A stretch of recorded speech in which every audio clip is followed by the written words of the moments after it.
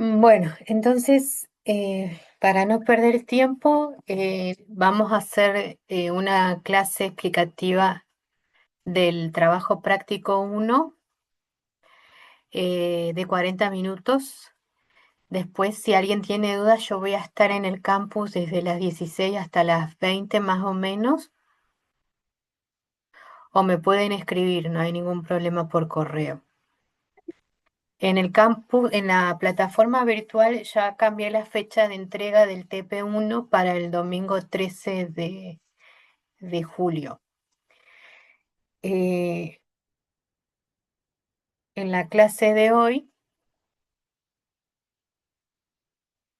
vamos a explicar de dónde van a sacar la, la bibliografía para poder confeccionar el trabajo práctico número uno, que es un estudio de casos.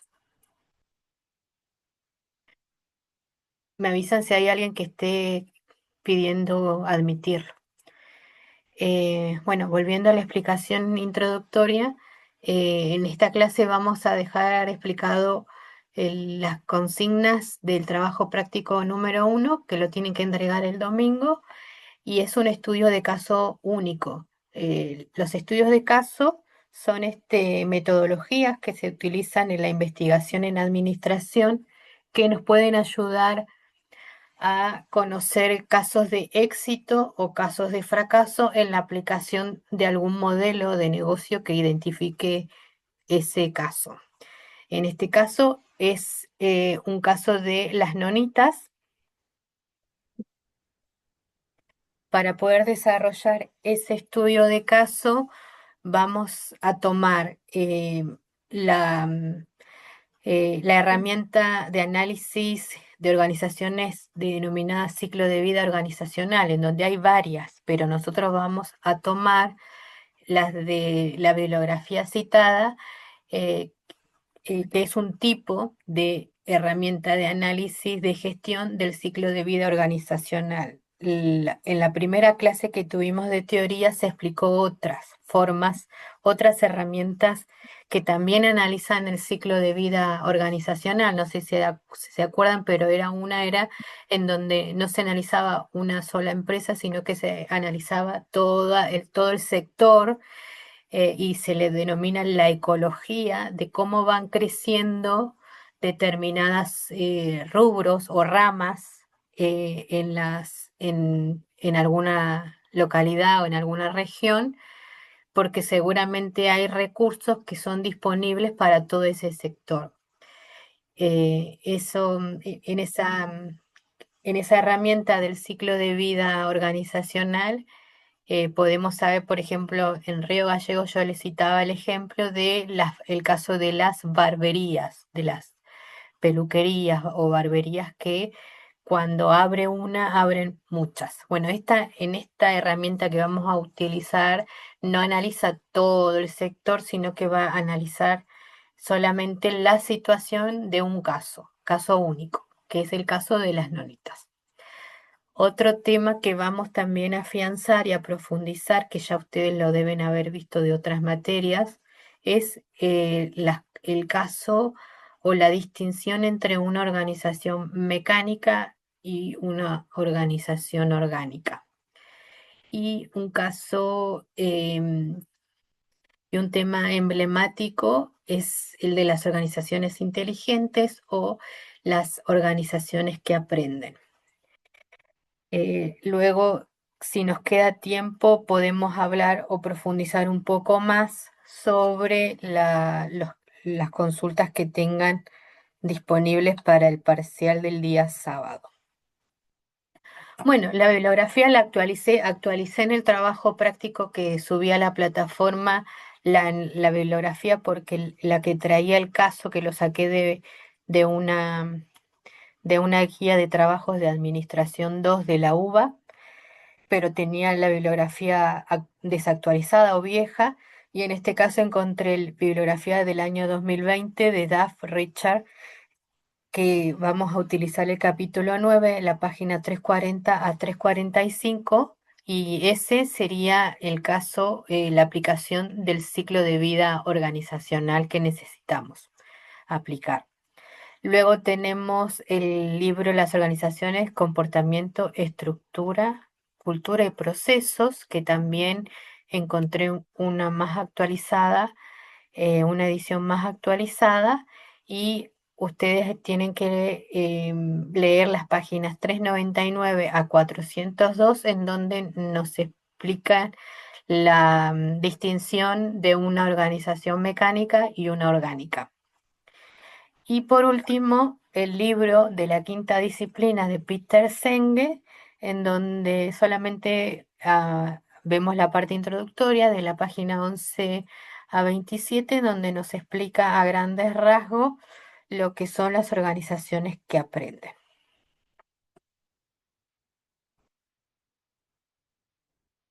Bueno, en el ciclo de vida organizacional, DAF eh, aplica esta metodología, esta herramienta de gestión que dice que todas las organizaciones pasan como los seres vivos un ciclo, ¿sí? Nacen, eh, crecen, se desarrollan, llegan a una etapa de madurez y desarrollo que puede ser más o menos un poco prolongada. Eso va a depender, como los seres humanos, la vida es impredecible, y termina en declive. A veces puede ser cíclica, en vez de caer en el declive, pueden reinventarse, rediseñarse, y volver a empezar de nuevo un nuevo ciclo. Sobre todo en los productos tecnológicos cada vez más avanzados, los ciclos son más cortos y bueno, y como por ejemplo la PlayStation, los celulares van reinventándose y rediseñando de nuevo una etapa. Eh, pero bueno, en este caso la herramienta no nos transmite ese ciclo sin fin, sino que también va a depender del estudio de caso que estamos analizando. En este caso queda en una incógnita con un final abierto, en donde ustedes como licenciados en administración tienen que pensar cómo queda al día de hoy esa organización.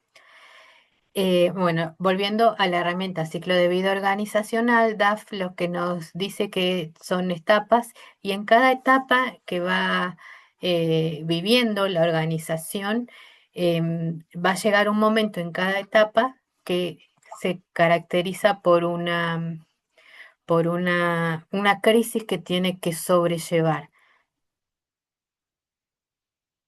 Eh, bueno, por ahí me distraigo con los celulares. Eh,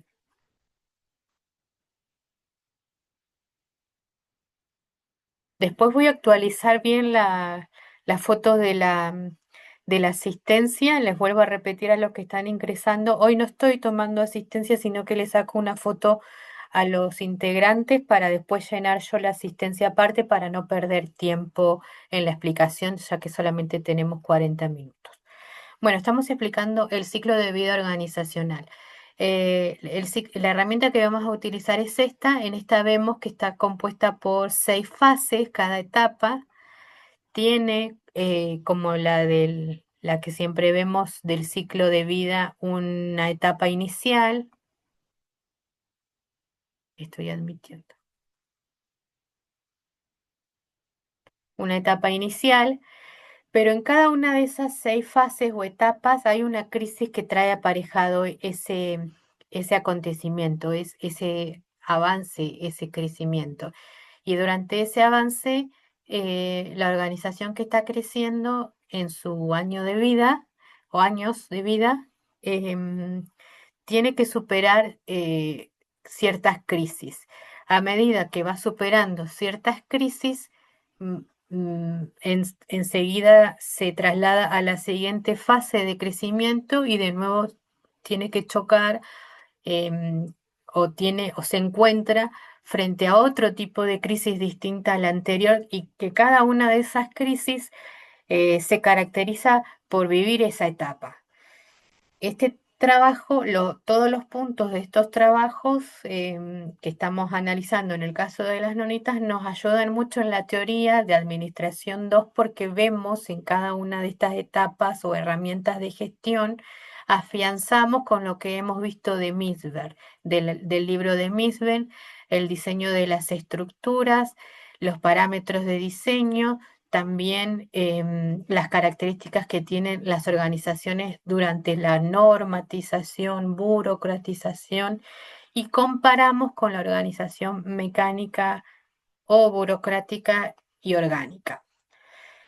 Bien, entonces, en esta herramienta de ciclo de vida organizacional, lo que nos muestra son 6 etapas. En cada una de esas etapas hay distintas crisis que la organización tiene que sufrir para poder evolucionar a la siguiente etapa.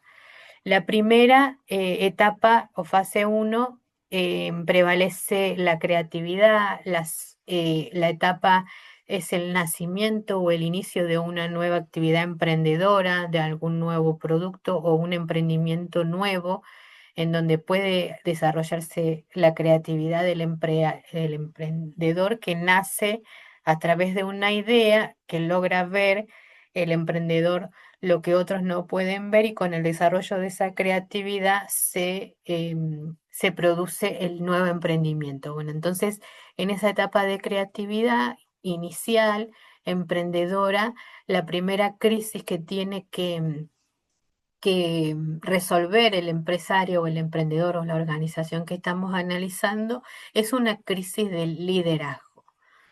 La segunda etapa, vemos, o sea, la organización ya tiene cierto tiempo, em, y, eh, la primera, la característica de esta fase, así como la anterior fue la creatividad, se caracteriza por la dirección. Ahí el emprendedor es consciente que él es el directivo, que es el dueño de la nueva empresa, él es el propietario, y la empresa se está complejizando, está adquiriendo quizás nuevos reclutas para poder desarrollar la actividad y crecer.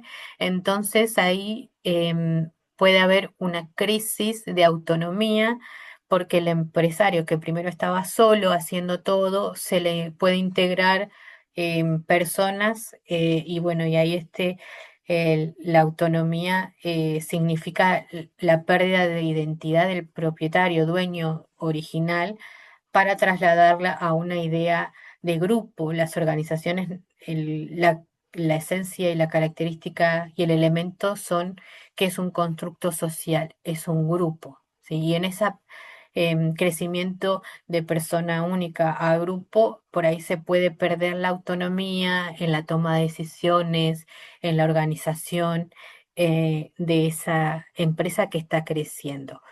La siguiente etapa es la de descentralización, que es una vez que el líder o el director de la empresa logra atravesar esa crisis de autonomía o de autoridad, porque se está complejizando, está trasladándose a más personas. En esta etapa, lo que puede prevalecer ya el empresario o el líder más seguro de sí mismo y de su negocio, puede empezar a descentralizar la toma de decisiones. Y por ende, la crisis que va a atravesar es la de quién controla a quién en esa descentralización de toma de decisiones. La siguiente etapa es la fase 4, que se llama, en donde prevalece la coordinación, y en esa fase la crisis que puede ser característica es la de la burocracia en términos de que se están implementando la tecnoestructura, las reglas, las normas, se está formalizando de alguna forma el organigrama, la cadena de autoridad, el diseño estructural, eh, y se empieza a burocratizar o a hacer a la organización un poco más mecánica. Otra fase, la siguiente, es la de la colaboración.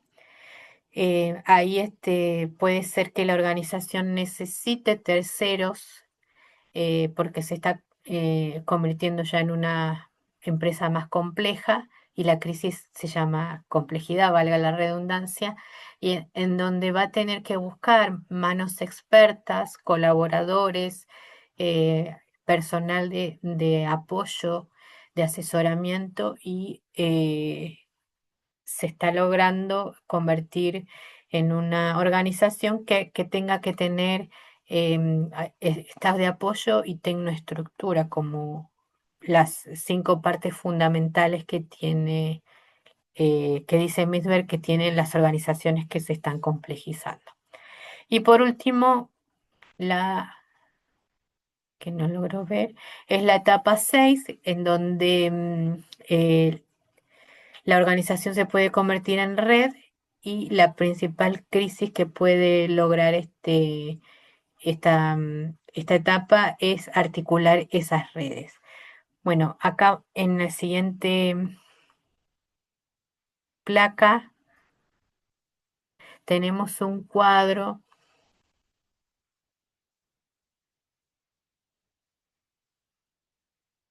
que nos pueden, a ver, sí.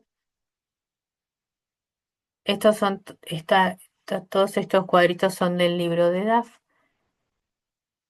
en donde nos habla bien la característica de cada etapa. A ver si la primera etapa emprendedora, a ver, esperen que no sé si puse, sí.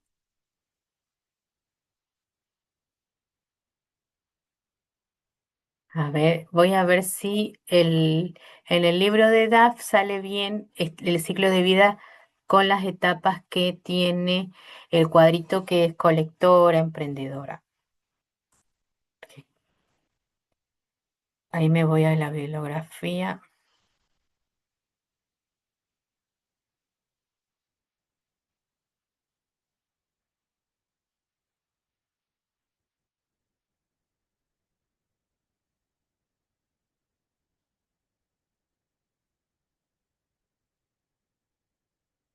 Justo en esa página.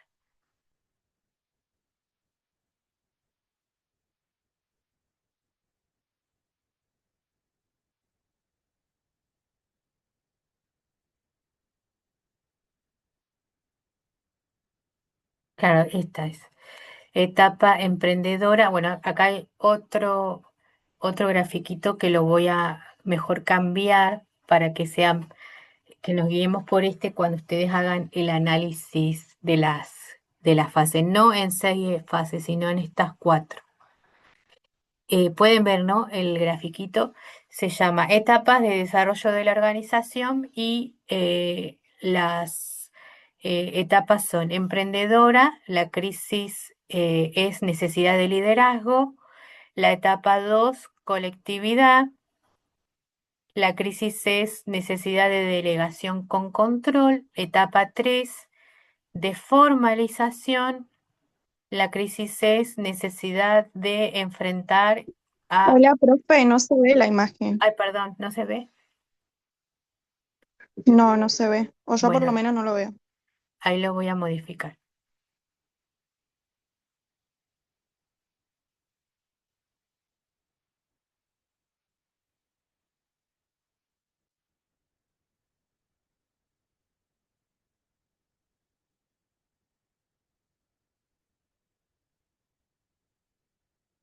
Acá lo modifico para que quede bien.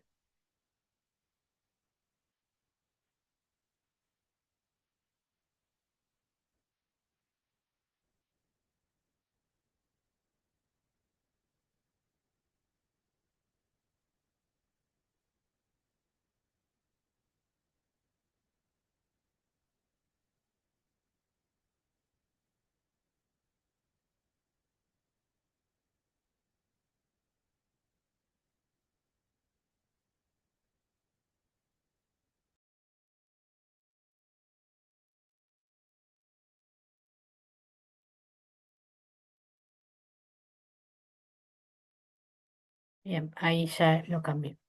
A ver, comparto de nuevo.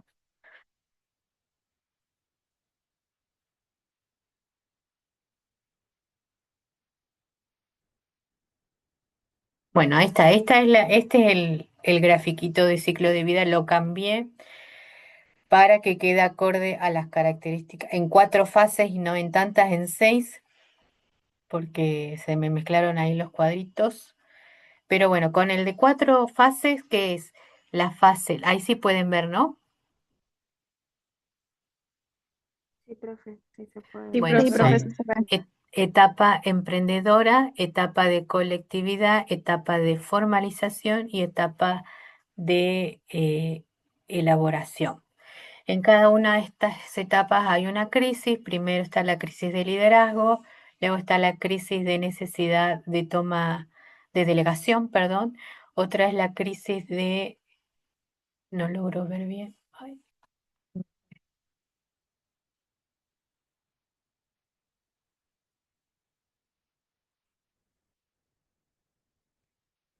crisis de necesidad de enfrentarse a demasiados trámites o burocratización. Y la última es crisis de necesidad de revitalización. Bueno, esas son las etapas y las crisis que nos puede facilitar el análisis, en donde ustedes tienen que aplicar en el caso de las nonitas, por cómo va transcurriendo a lo largo del texto estas etapas con sus respectivas crisis. Y en la parte en donde empieza, en una primera parte, y ahora vamos a ver las características de las organizaciones orgánicas y mecánicas. En las organizaciones orgánicas, el diseño se caracteriza por ser flexible en cuanto a línea de mando, autoridad. Eso pasa a segundo plano. Lo que importa en un modelo orgánico es la realización de las actividades, la realización, el cumplimiento de los objetivos, de los fines para los cuales está la organización implementándose, y se caracteriza por no tener una rigidez en su estructura jerárquica en el diseño de un organigrama verticalista, no, sino que se caracteriza por ser más flexible, más dinámico. Es como, si leemos a Misber, es como que está más orientado por ahí a los mercados, que los mercados se caracterizan sobre todo hoy, que son mercados muy volátiles, muy dinámicos, que cambian, que hay muchas modas, muchas tendencias que pueden cambiar vertiginosamente, y eso hace que cambie la producción o los medios y los fines de la organización. Entonces, en esta estructura orgánica, las organizaciones no tienen tanta rigidez en la autoridad, en la línea de mando, en la verticalidad. No hay todavía, se desarrolla más la creatividad. Ustedes tienen que asociar en cuál de estos modelos se va desarrollando cada etapa del ciclo de vida. Durante los primeros inicios en la etapa de creatividad, por supuesto, vamos a estar poniendo más énfasis en una organización del tipo orgánica, porque prevalece más que se desarrolle la actividad que llegue al mercado, y no tanto en una estructura, en un organigrama, en un proceso, en formas, formatos, reglas o normas. Bueno, la característica de las etapas en esas cuatro, según la estructura, la etapa no burocrática o inicial se caracteriza por una informalidad, por tener solamente está a cargo de todas las actividades el emprendedor. En lo referido a los productos o servicios, puede ser un solo producto o un solo servicio en el inicio. En los sistemas de recompensa y control hay un control del tipo liderazgo paternalista o personal. En la innovación solamente llevada a cabo por el propietario o el dueño o gerente. La meta es la supervivencia y el estilo de alta gerencia es individualista y empresarial. En la segunda etapa, colectividad, esa etapa se caracteriza por ser el inicio de una burocracia, porque ya está complejizándose, está creciendo. La estructura es en su mayor parte informal, pero con unos primeros indicios de una formalización en estructura de reglas y procedimientos.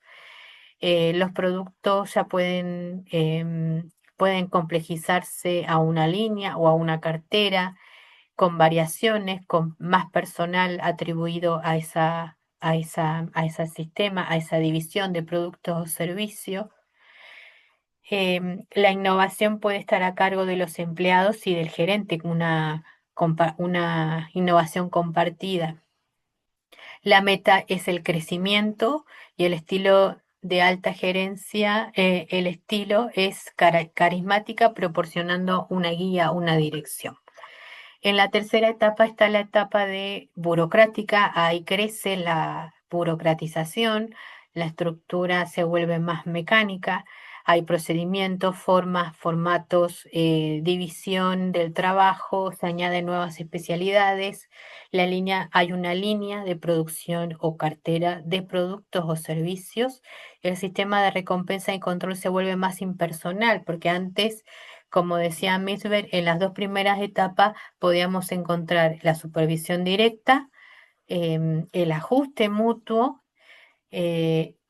pero ya cuando hay más personas a cargo, hay una línea de autoridad a quien responder, el control cambia, en vez de ser de supervisión directa por el propio propietario, va a pasar a la tecnoestructura, que son los encargados de desarrollar las normas, reglas, procedimientos y procesos, y el mecanismo de control pasa a esa división, a esa tecnoestructura.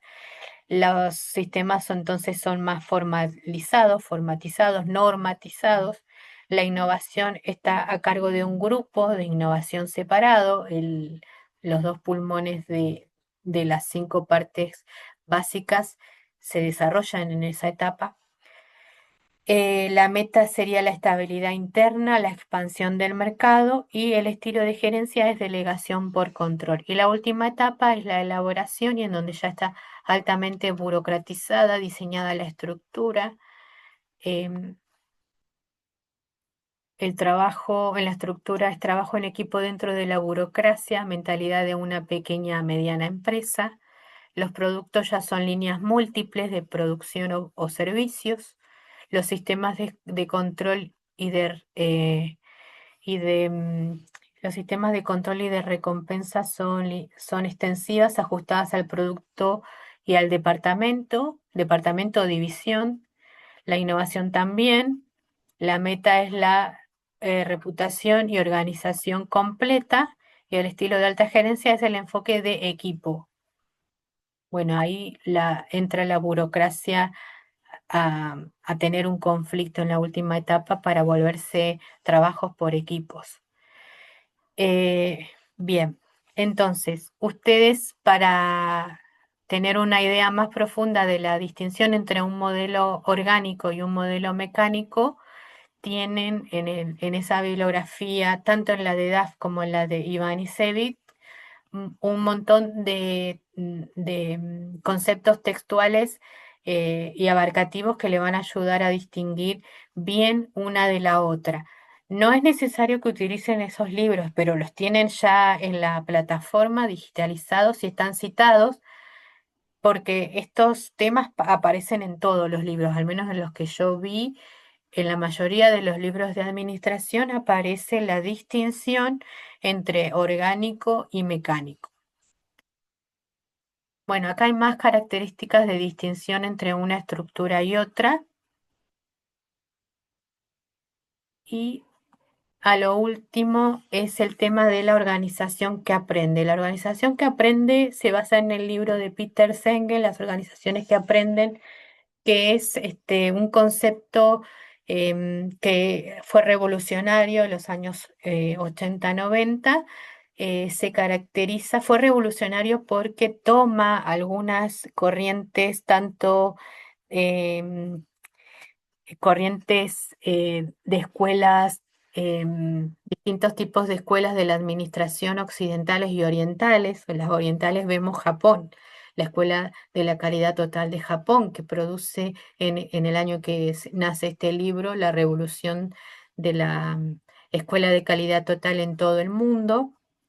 Y para poder entender sobre esa revolución de calidad había que entender un poco cómo se manejaba el mundo oriental, no tanto el occidental.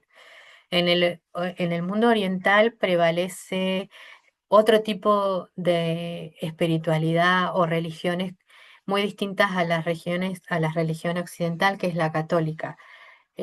Por ejemplo, hay bueno, quizás con la profesora Manuelides han visto técnicas de este estilo oriental como el análisis de Zen Business, en donde uno logra captar la esencia de esa espiritualidad asiática que es tener el mundo en el universo es holístico. Lo holístico es todo, integrar todo lo que hay en el universo, en los sistemas, y a su vez estar en equilibrio y en armonía. El yin y el yang es el equilibrio y la armonía de lo bueno y lo malo. Bueno, para las organizaciones tienen que empezar a abrirse de esa mentalidad muy occidental y abrirse a otro plano, a otro hemisferio oriental para poder entender el mundo tal y como lo estamos viviendo. Y en ese entendimiento está una corriente también en la que estamos sobre la sociedad del conocimiento que nos ayuda a entender que el conocimiento y el aprendizaje es continuo. El ser humano no aprende solamente en establecimientos educativos formales, sino que aprende a lo largo de toda su vida.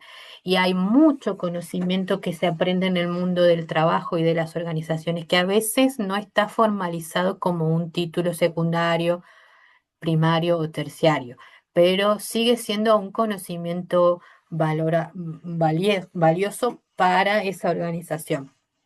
Entonces, en las organizaciones que aprenden van a ser esas organizaciones que empiezan a integrar todo lo que sale del medio ambiente volátil, VUCA, y para integrarlo no solo con la organización en donde está trabajando, sino también integrándolo a su propia meta individual o personal, porque hay muchos en el mundo occidental, hay muchos gerentes que tienen una doble vida. En la vida del mundo laboral viven para su empresa y solo los fines de semana se dedican a hacer todo lo que ellos realmente les gusta.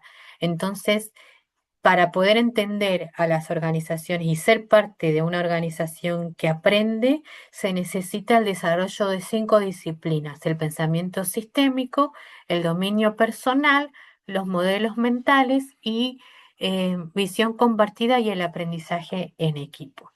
Bueno, el pensamiento sistémico lo vamos a desarrollar más adelante en las últimas unidades y lo vamos a retomar en Administración 3 porque hay fundamentos, hay corolarios, hay principios que sí o sí tenemos que entender cómo es el pensamiento sistémico para lograr aplicarlo a un enfoque sistémico dentro de las organizaciones. Lo que les puedo adelantar ahora es, por ejemplo, en la vieja estructura, en la Edad Media, la ciencia solamente podía analizar o estudiar las cosas de una manera secuencial, lineal.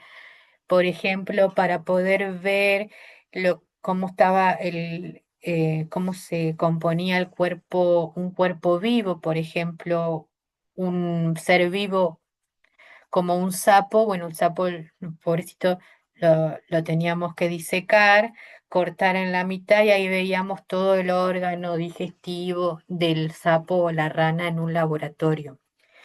Eso, en ese desarrollo de la ciencia hasta la Edad Media, podíamos analizar por partes, sacar una parte, el aparato digestivo, el corazón, los órganos y analizarlos y estudiarlos. Pero en el pensamiento sistémico, en la era de las tecnologías de la información y la comunicación, no se puede analizar de esa forma. se lo tiene que analizar con el cuerpo vivo del sapo para poder entender bien todo ese sistema. Por ejemplo, bueno, el cuerpo del ser humano.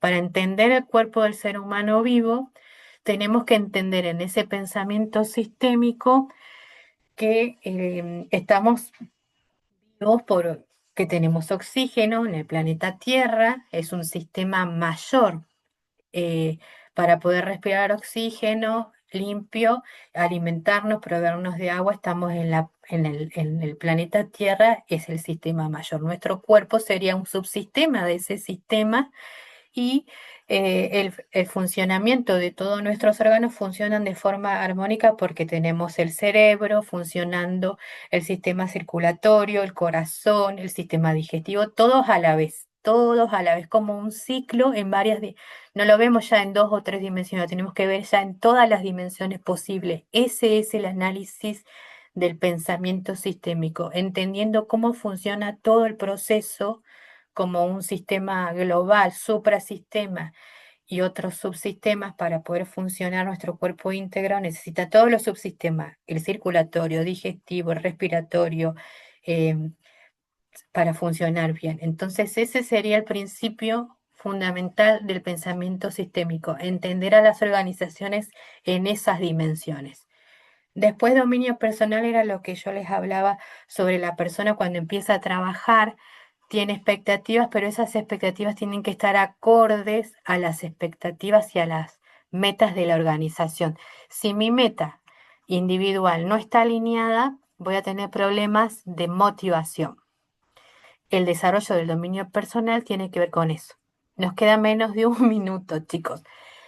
Luego están los modelos mentales, que es como erradicar sistemas de creencias obsoletos, por ejemplo, el sistema de que sí o sí las mujeres tienen que estar casadas y tener hijos, hoy es un modelo mental, eh, es un sistema de creencias viejo y obsoleto. Y hay en las organizaciones muchos sistemas de creencias viejos que no las ayudan a crecer por ese miedo o reticencia a la sociedad, ¿sí? Innovar, crecer. La visión compartida es compartir la visión de la organización a todas las personas. Y el aprendizaje en equipo es empezar a trabajar no en grupos, los grupos son personas que están en un mismo lugar y hacen una cosa en común, pero un equipo es mejor porque cada una se especializa en alguna medida y ayuda